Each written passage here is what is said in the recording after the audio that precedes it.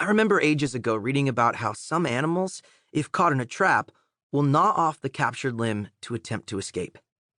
It stuck with me because, one, it's sort of awesome yet disgusting to imagine actually chewing off your own paw, and two, I wondered if the animal would just die after. What with blood loss and infection, and the fact it would now be totally slow and easy dinner for any predator hanging around. Is that really a good survival strategy? I'm skeptical. But I think now I get why the animal might take a chance. I'm trying to maintain some chill, but since the biggest, most dramatic act of vandalism in our school's history happened to my photos, and I'm spending vacation week at school, it seems like the kind of scenario where one might be compelled to gnaw off a limb and try to escape, bleeding and limping out the door. My mom said I didn't have to do this, that it was understandable if I was traumatized by it and needed time away from school to process. But I'm not traumatized. I refuse to be traumatized. That would imply that I care what these losers think about my photographs. I mean, yes, it was horrifying and embarrassing to have the entire school talking about what happened, whispering and pointing and repeating the garbage someone wrote all over the pictures. But I need to move on. None of these people will grow up to be art critics, I'm sure. The only thing I find traumatic is the amount of Axe body spray in this classroom. As of right now, I have the 5 tweenbots who might have done it staring everywhere in the room but at me.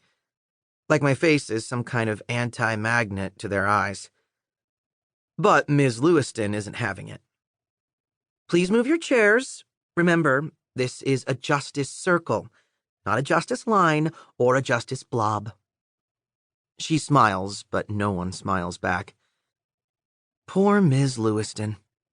It's going to be a long week.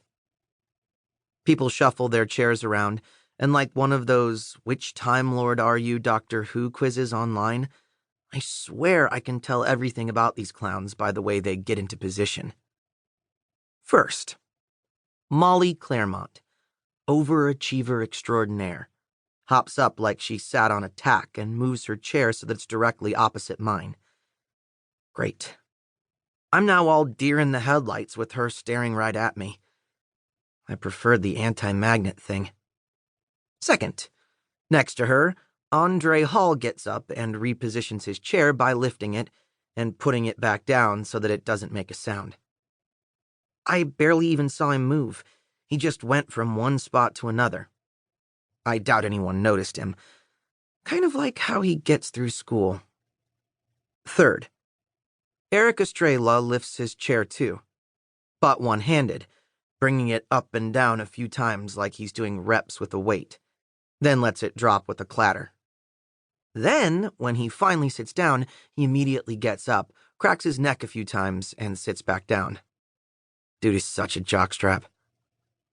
Fourth, Jax Fletcher, of course, drags his chair across the floor, making it scrape as loud as possible, which makes Molly put her hands over her ears and shriek.